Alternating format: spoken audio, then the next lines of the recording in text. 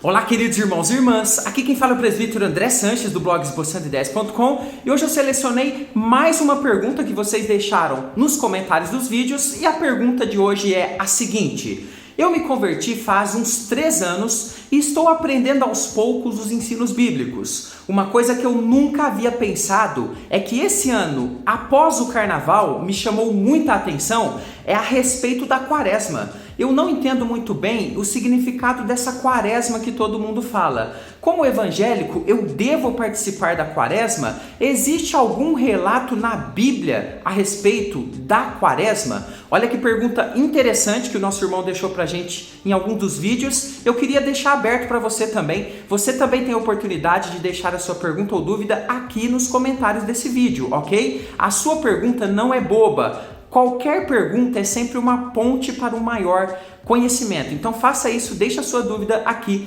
nos comentários. E antes de responder, deixa o seu like no nosso vídeo, nós fazemos com muito carinho para você. Deixa o seu joinha, o seu curtir nos ajuda muito. Vamos então para a minha lousa de explicações que nós vamos agora destrinchar esse tema em detalhes para o seu crescimento a respeito dele, tá bom? Vamos lá? Vamos então começar respondendo o que é a quaresma, que tanto é citada aí na nossa sociedade, nas reportagens após o carnaval. A palavra quaresma significa quadragésima e nos remete a um período de 40 dias. O tempo da quaresma ele vai desde a quarta-feira de cinzas até um domingo antes da Páscoa, o chamado Domingo de Ramos. Observe bem esse pequeno gráfico que eu montei para que você compreenda. Então, a quarta-feira de cinzas, após o carnaval, temos os 40 dias que é chamado de quaresma, e aí chegamos então no Domingo de Ramos, quando termina esse período de quaresma. Queridos, a prática da quaresma é predominantemente uma doutrina ou uma prática católica, apesar de que alguns cristãos de outras religiões também observam esse período e o aproveitam aí para alguns rituais. E dentro da doutrina católica, esse período de 40 dias serve, dentre outras coisas, para que o fiel faça jejuns. Alguns fazem jejum de carne, por exemplo, que é o mais famoso, e de outros derivados de seres vivos, como leite, ovos, etc. Então temos um período de jejum e esses dias de quaresma, eles são tidos como dias penitenciais. Ou seja, dias em que se deve penitenciar a si mesmo com o objetivo de alcançar o perdão dos pecados e se aproximar de Deus. Aqui um resuminho rápido do que significa quaresma, porque nós vamos agora responder 2 perguntas, que o nosso irmão colocou na dúvida, que é o seguinte: primeiro, temos quaresma dentro da Bíblia Sagrada? E os evangélicos, eles participam desses dias penitenciais? Os evangélicos podem participar da quaresma? É algo bom? É algo positivo? É algo que agrada a Deus? Fique comigo até o final desse estudo que você vai aprender todas essas respostas, ok? Comecemos então falando a respeito da quaresma dentro da Bíblia Sagrada. Ela existe? Antes de te responder, peço a você, inscreva-se aqui no canal. Estudos Bíblicos de segunda a sexta, estamos entregando aqui às 15 horas para você. Você precisa fazer inscrição para que você possa receber e estar presente aqui nos nossos vídeos e seja avisado pelo YouTube, ok? Verifique aí a sua inscrição, faça a inscrição nesse momento em nome de Jesus. Olha só, não temos na Bíblia qualquer menção a respeito da quaresma. Alguns elementos que existem dentro da quaresma, como por exemplo o jejum, buscar vencer o pecado, buscar a face de Deus de uma forma especial, esses elementos são sim bíblicos. Mas nós não temos essa data de quaresma com o objetivo de penitência e de fazer jejum dentro da Bíblia. Olha só, o fato de essas coisas serem feitas apenas em um período do ano pode nos levar a pensar que os meros rituais são suficientes para agradarmos a Deus, o que não é uma verdade. Quanto a isso, eu relembro as palavras do Senhor pelo profeta Isaías. Preste bem atenção. Existe um grande risco, não só na quaresma, como em outros rituais que são feitos, não só no catolicismo, mas também por evangélicos. Preste bem atenção em Isaías 1, versículo 13. Não continueis a trazer ofertas vãs. O incenso é para mim abominação. E também as festas da lua nova, os sábados e a convocação das congregações.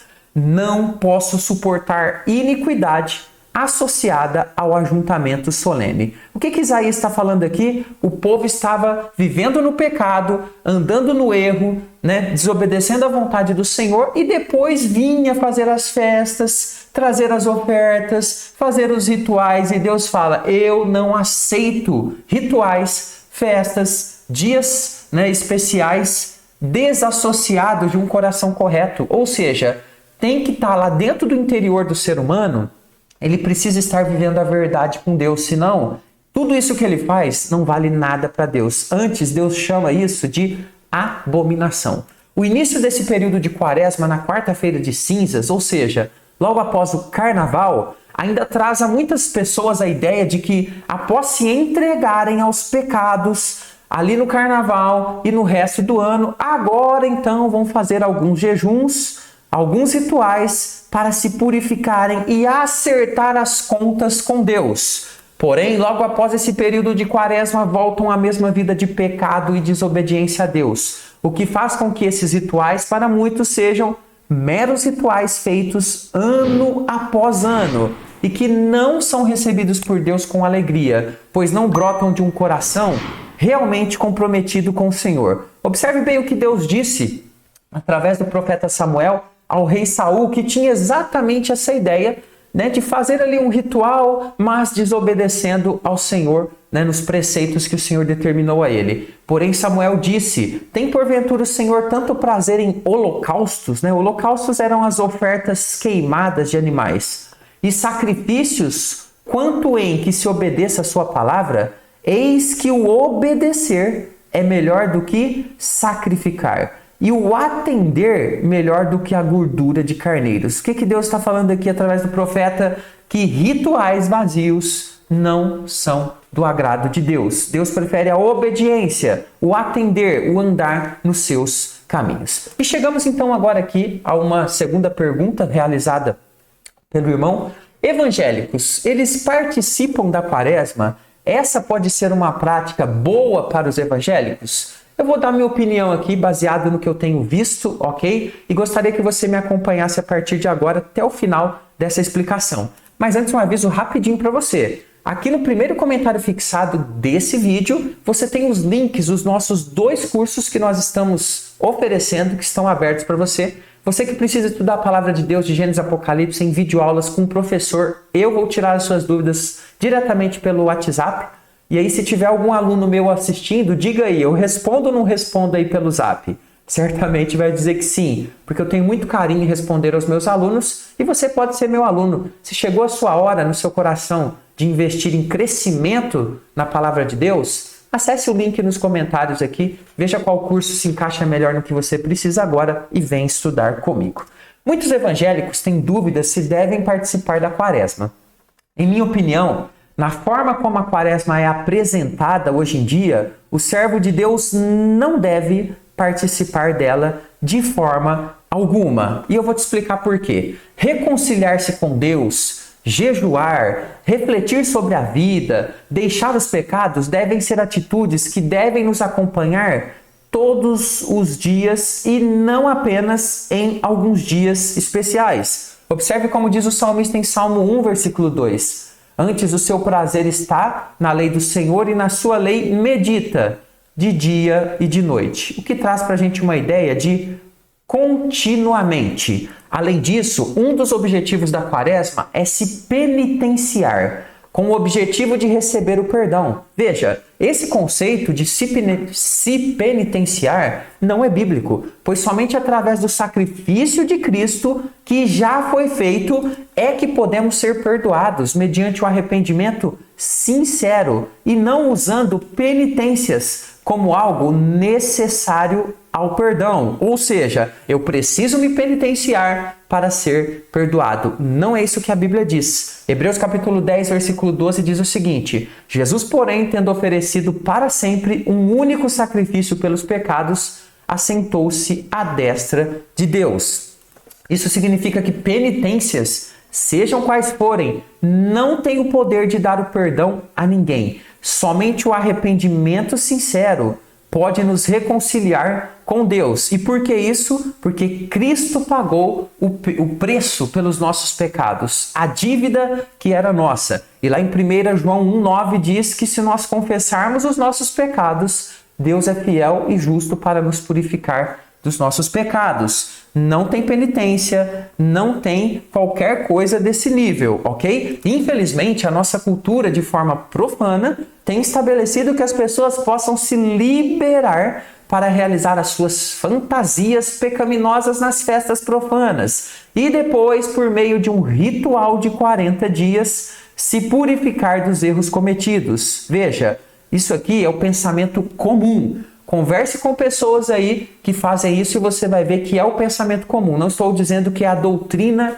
da Igreja Católica, ok? Mas é o pensamento comum das pessoas que muitas vezes não é combatido pela própria Igreja. Esse tipo de pensamento fere os princípios bíblicos e não deve estar no pensamento dos servos de Deus, pois é uma zombaria ao Senhor. Gálatas 6,7 diz o seguinte: não vos enganeis, de Deus não se zomba, pois aquilo que o homem semear, isso também ceifará. Então, um homem que ceifa ou planta promiscuidade, festas profanas, todo tipo de bebedices, e depois ele vai para um período de 40 dias de penitência, é um zombador. É alguém que está querendo manipular a religiosidade. Em outras palavras, um fariseu. Então, dessa forma, concluímos que o cristão evangélico não deve participar da quaresma na forma de rituais em que ela é apresentada. Mas não fará mal se usar também essa época que antecede a Páscoa para se dedicar de uma forma especial a Deus, mas de forma correta,